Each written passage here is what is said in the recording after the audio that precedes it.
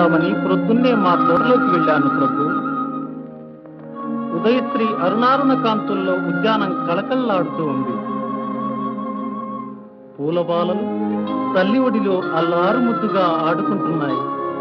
అప్పుడు నేనొక పూల మొక్క కడ నిల్చి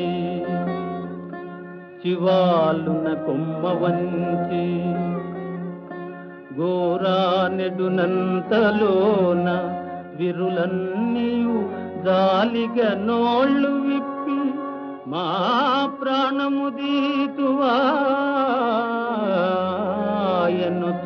బావురుమన్నవి కృంగిపోతి నా మానసమందిదో తళుకుమన్నది పుష్పవిలా